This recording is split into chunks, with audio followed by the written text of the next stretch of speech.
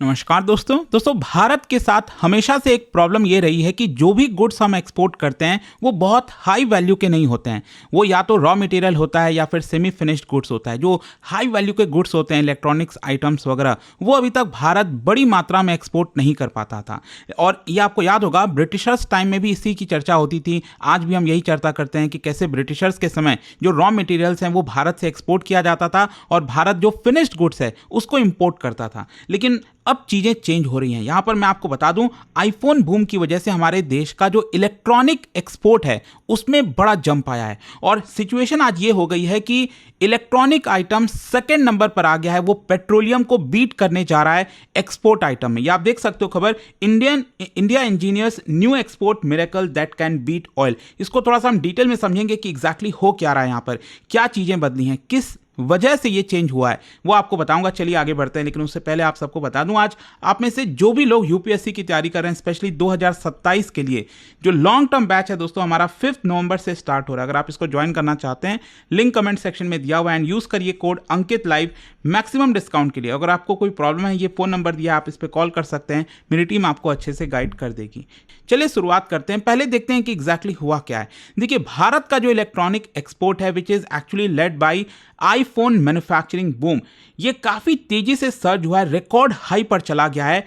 And situation अब ये हो गई है कि सेकेंड लार्जेस्ट एक्सपोर्ट कैटेगरी बनने जा रहा है इलेक्ट्रॉनिक आइटम। मतलब जो जो हम अलग अलग कैटेगरीज एक्सपोर्ट करते हैं उसमें इलेक्ट्रॉनिक वाला जितने भी आइटम्स हैं, जिसमें आईफोन और जितने भी बाकी के मोबाइल फोन, जो भी इलेक्ट्रॉनिक आइटम्स आता है, वो सेकंड नंबर पर आ जाएगा। और पेट्रोलियम प्रोडक्ट्स हुआ करते थे। देखो क्या है ना कि जो क्रूड ऑयल वगैरह है वो तो भारत इंपोर्ट करता ही है, लेकिन फिर उसको रिफाइन करता है, उसके अलग अलग प्रोडक्ट्स बनाता है, तो उसको हम पेट्रोलियम प्रोडक्ट्स कहते हैं। तो ये सेकंड नंबर पर था, तो ये एक्चुअल में हट जाएगा और सेकंड नंबर पर इलेक्ट्रॉनिक्स आ जाएगा। ये एक बहुत ही मेजर स्ट्रक्चरल शिफ्ट है भारत के एक्सपोर्ट कॉम्पोजिशन में, जहां पर हम रॉ कमोडिटी से हाई वैल्यू मैन्युफैक्चर्ड गुड्स की तरफ जा रहे हैं। और ये जो सर्ज है वो दिखाता है कहीं ना कहीं काफी हद तक जो मेक इन इंडिया है उसमें सक्सेस हासिल हुई है। सरकार जो पीएलआई स्कीम लेकर आई थी उसमें सक्सेस हासिल हुई है। और यहां पर यह भी रिफ्लेक्ट करता है कि जो ग्लोबल सप्लाई चेन है वो भी रीअलाइन हो रहा है अवे फ्रॉम चाइना।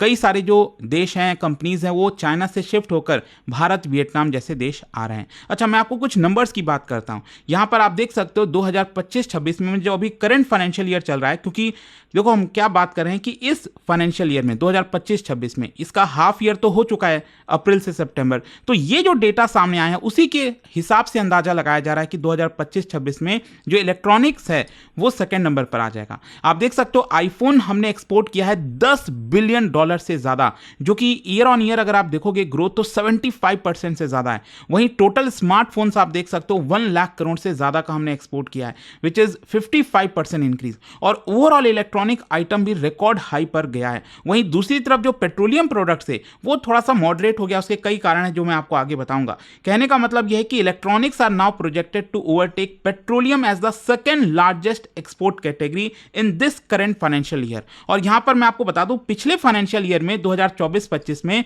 भारत ने जो इलेक्ट्रॉनिक गुड्स एक्सपोर्ट किया था उसकी वैल्यू थी $38.5 बिलियन।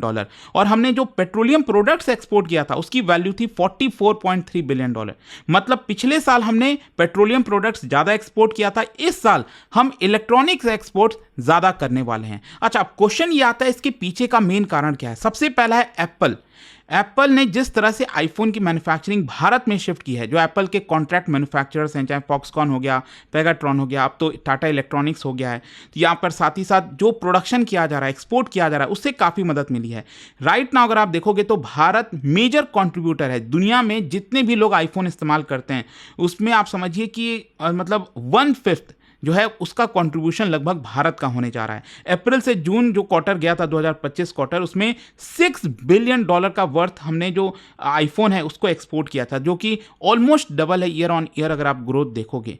फिर दूसरा, सरकार यहां पर जो स्कीम्स लेकर आई, PLI, make in India, production linked incentive scheme, आपको पता है सरकार लेकर आई ताकि जो इलेक्ट्रॉनिक गुड्स भारत में बनेंगे और जितना ज़्यादा आप एक्सपोर्ट करोगे, आप उसको बेचोगे, तो सरकार उसको आपको और ज़्यादा सब्सिडी देगी, आपको और ज़्यादा बेनिफिट्स देगी। यहाँ पर तो इसके लिए अगर आप देखोगे तो यहाँ पर सेंट्रल और स्टेट गवर्नमेंट्स ने बहुत सारे बेनिफिट दिए हैं। कस्टम्स प्रोसीजर एक्सपोर्ट के लिए सिंप्लीफाई किया है, फास्ट ट्रैक क्लियरेंस किया है एयर शिपमेंट के लिए, टैक्स बेनिफिट दिया है, लैंड अलॉटमेंट्स में जो है मैन्युफैक्चरिंग यूनिट्स के लिए उसमें बेनिफिट दिया है। तो ये जो पॉलिसीज हैं उसकी वजह से आप सोचिए $10 बिलियन से ज़्यादा का न्यू इन्वेस्टमेंट आया है इलेक्ट्रॉनिक सेक्टर्स में 2020 के बाद से।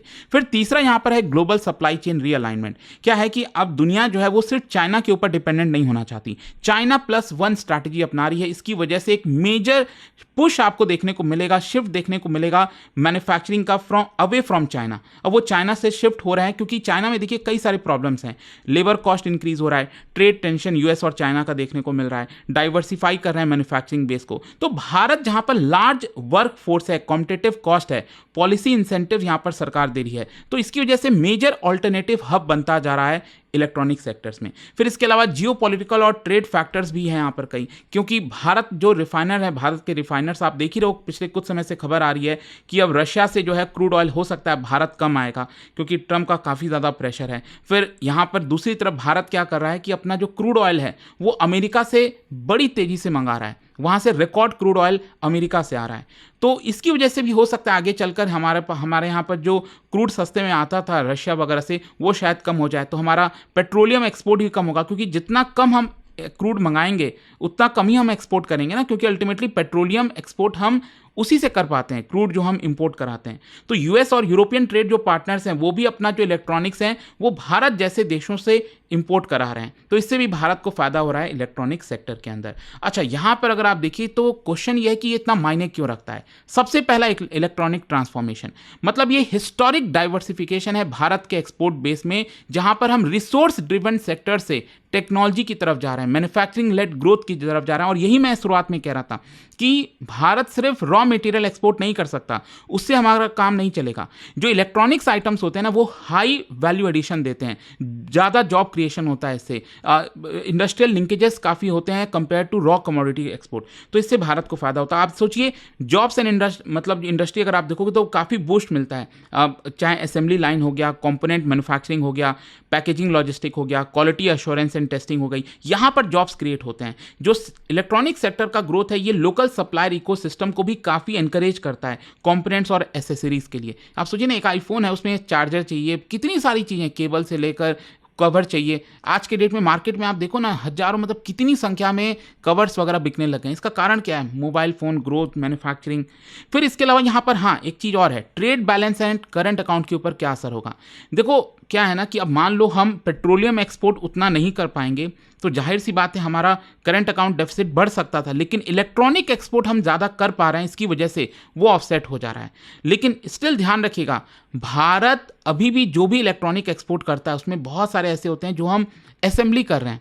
क्या है कि मान लो कोई भी मोबाइल अगर भारत में बन रहा है तो उसमें ज़्यादातर आपको देखने को मिलेगा छोटे छोटे जो कंपोनेंट्स हैं वो बाहर से हम इंपोर्ट कराते हैं, फिर इसकी एक्सपोर्ट करते हैं उसकी असेंबली करके।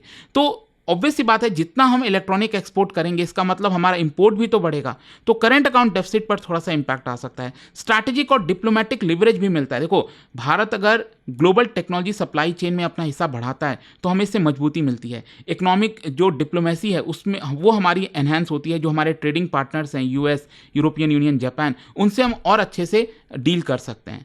फिर जहां तक सवाल है खतरे का, रिस्क का, देखो पहले तो मैंने आपको ये बताया कि अभी ये पूरा फाइनेंशियल ईयर खत्म नहीं हुआ, वो तो 2026 में 31 मार्च को खत्म होगा।